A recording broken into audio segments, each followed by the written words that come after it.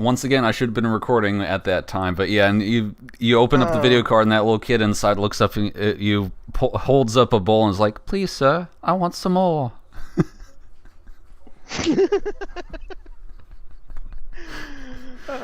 Okay, so now I can send you an invite. Fortunately, I was recording because Open Broadcaster has not died. And see, the thing is, when I talk up technological stuff, that's when it breaks down on me. So hopefully it won't do that here. Mm-hmm. It's funny, I love technology, and I used to be an earlier adopter of a lot of things, and technology seems to really hate me. And by contrast, there's a friend of mine who basically tolerates it at best. You know, he's not a Luddite, but he hates technology. He doesn't have any more than he absolutely needs, and everything just works for him. I like to joke that it's because he keeps the pimp hand strong. I mean, any you know, a phone, an Xbox, anything he uses knows that it's like one malfunction away from the trash can. But yeah, when you do make it back in, I just powered up my little, you probably already saw it, the Lil Builder. Ugh, that's hard to pronounce. The Lil apostrophe. Until it goes wrong, and then it's the LOL Builder. Yeah. LOL Builder. Yes, the LOL Builder. Or it could also be a thing that builds LOLs. True. And we know that LOL, and I know now that LOL is actually a physical thing, at least in my Tron Let's Play. I need to catch up on those. I'm way out of date on your. But the Lil Builder is the first practical use of a mod that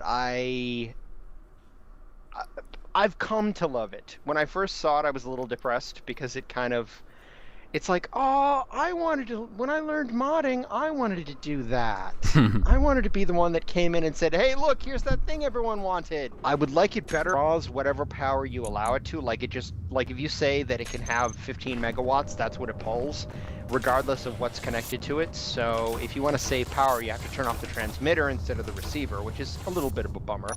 But hey, it's magic power over a distance. Lil Builder has no reactors of its own and no batteries. It's completely dependent on the lunar platform for energy. I'm assuming I'm assuming the receivers are these little kind of globy things on the bottom. Yeah, well, because of the way Space Engineers works, you need on the top there at the back, I think you'll see a cute little rod that looks like a little tiny antenna. And you need that plus the little globes. You're supposed to only need one globe per grid, but for some reason they're maxed out at I can't remember whether it's 3 megawatts or 5 megawatts. And again, I'm baffled. This thing draws a ridiculous amount of power when it's at full thrust. I didn't really need 12 megawatts. I think that's what I finally gave it. Yeah, I think it's got 4 on the bottom and 1 tucked away in the top. Yep, that is exactly what it has. Yeah, and this cute little thing right here is the power receiver. And then these things are converters. Because the Space Engineers, if you look inside them, they have, I forget what it's called. It's some hilarious object in their inventory. Remote energy. That's it. Remote energy. And I'm like, could I just have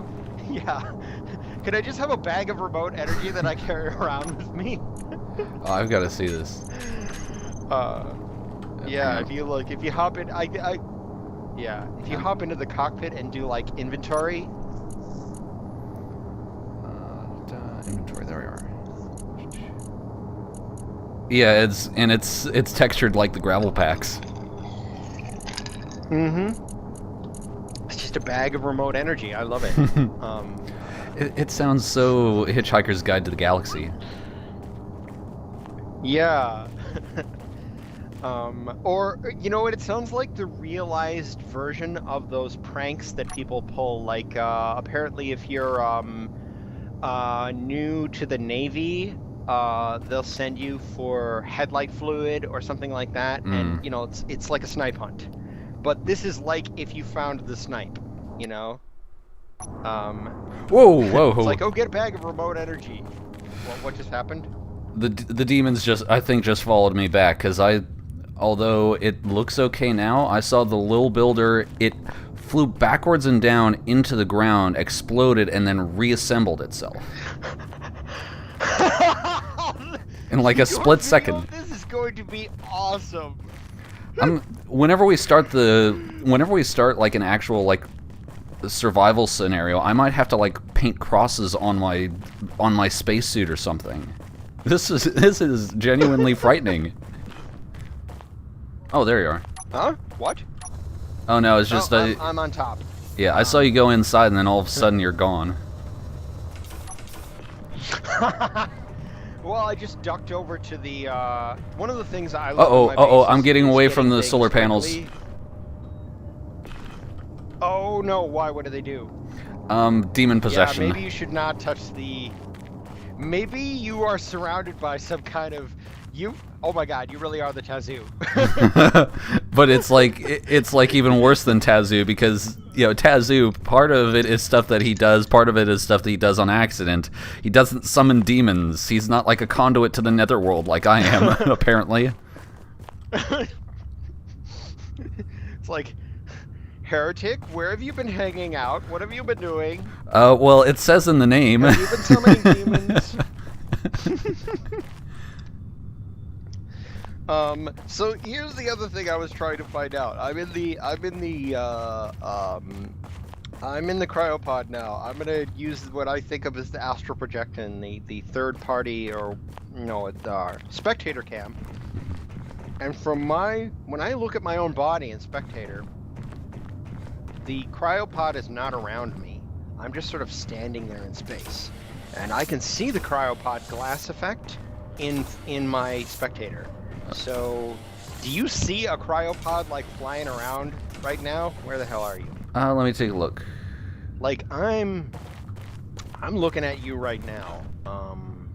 Let me see. Oh, there's the cryopod. You're next to the projector. Whoa, I'm too kind far. of right in... Oh, I see one. So I see one cryopod. I see one BC attached to a thing attached to a station. Okay, so I'm looking at you from the side now. Like if you turn to your left, you don't see. That's your right. Your other left. That was actually my left. This is my right. You don't see. Oh dang it! Dyslexia. I can tell my right from my left. Who says I can't?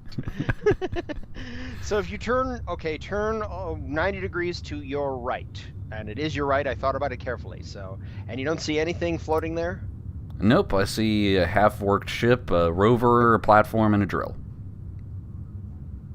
Okay then, so that's a little disappointing. But I was kind sort of hoping that the... What? Oh, sorry. It's a little bit of delay in the fact that we have pretty much the same sort of timing while talking. But I think I know what you mean because I was working on a little like drop pod thingy. And I know what you mean as far as like the cryopod doors being like right on your face, and then like you astral project, and then all of a sudden like it's still in front of you there, but it's not in front of you, and yeah, and I discovered if you look at yourself while you're astral projecting, like at your physical body, the cryopod's not there. It's like it's just your body floating. I wonder if this chair explodes. It's like, here, heretic, try this one.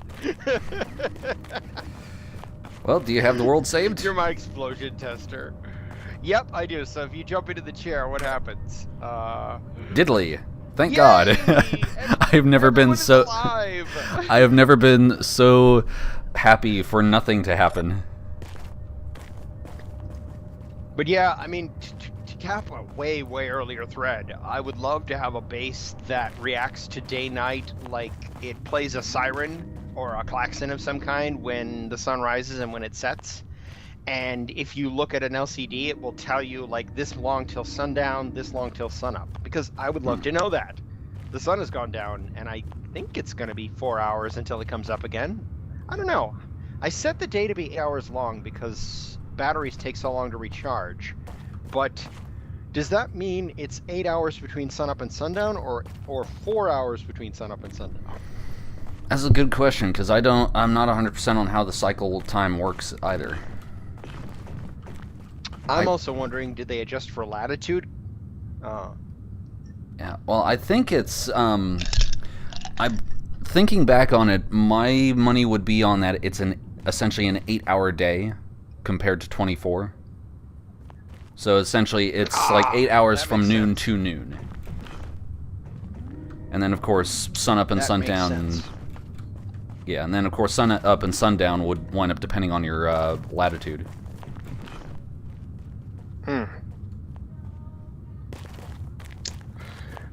That would be cool if they had adjusted. I know they adjust somewhat for latitude, because if you go, let's see, I only have one destination.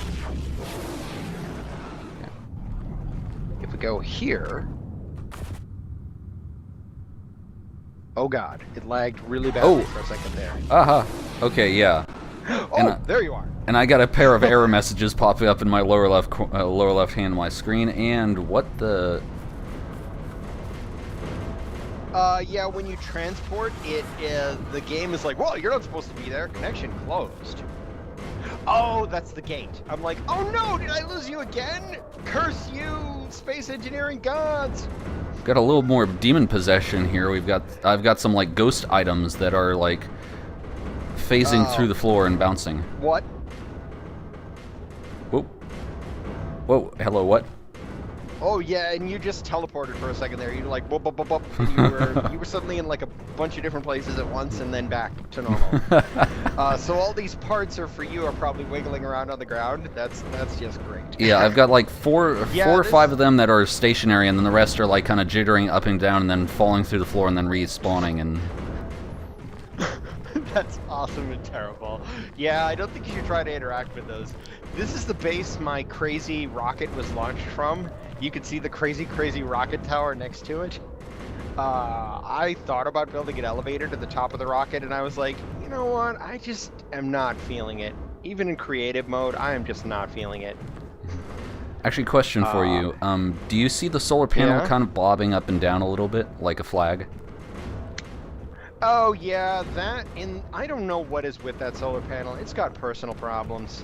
Okay, I was gonna say sensor, I was hoping it wasn't more demon possession.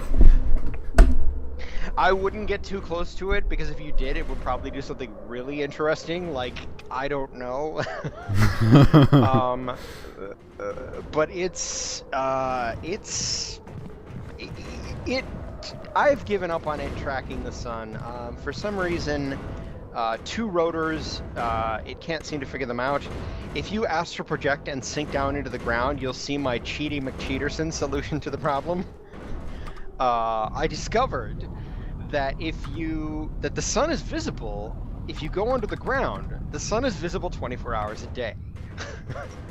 So I just put another set of solar panels on rotors down under the ground. Interesting. Yeah, they turn to track the sun that is always there, which is why this base is not running Freya, because Freya would never switch over to night mode, because there is no night. It's never night underground, which is not what you would think. It's the opposite of what you would think. Oh, that sounds like a movie line. It's never night underground. Yeah, it does, like a tagline. Yeah. It's like they come out at night, mostly. Yeah. This is just my... I built this thing in what I call Crevival mode, which a friend of mine sort of invented. Well, at least he invented it for himself. I'm sure other people have thought of it too. I think he told me about it. Spawn an ungodly number. Oh yeah. Yeah, that's what all those components are all about. And so this Earth base is where I'm just like, yeah, there are no rules. You do whatever you need to do to build whatever you need to build. But on the moon, I'm like, let's at least try to keep it realistic and mine the things we need and refine the things we need and so on, and only turn on cheat mode if something explodes that wasn't supposed to. You know, it's like, if the game derps out, then we can fix that. But, you know, otherwise, we should at least pretend we're not gods.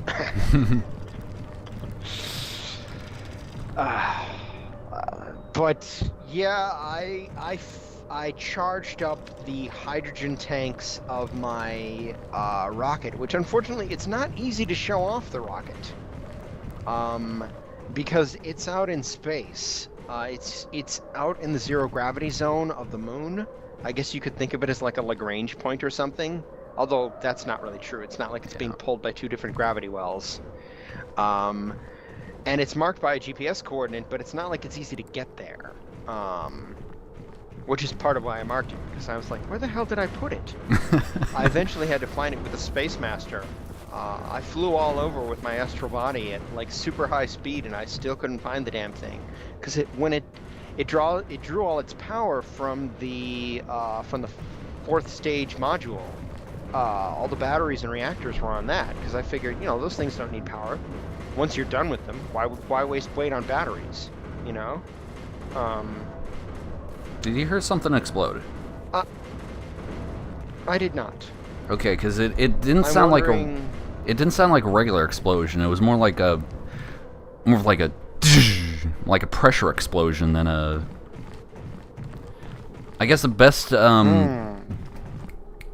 I think the only other place, only like real life situation I've ever heard that sound was like in the slow-mo vids in Mythbusters where they're firing off explosions underwater. Oh, weird. I wonder what would cause that. I don't know. Must be a. Although, did these craters come from something earlier, or? Yeah, I think one of them was an earlier version of that crash of the Thonian Death Machine crashing, this giant ore thingamajig that I've got. Which has got the lovely screw you thrusters on it, the void thrusters, where it's like, screw you, physics. I believe someone mentioned, and I could totally believe this, that they thrust like a Titan engine, but they draw power like a small thruster for a large grid, and they only take up a 1x1 large grid block. So they're basically screw you, physics. I put them on things when I'm like, you know what, I just don't care about holding things up against gravity. I just want this thing to not fall down,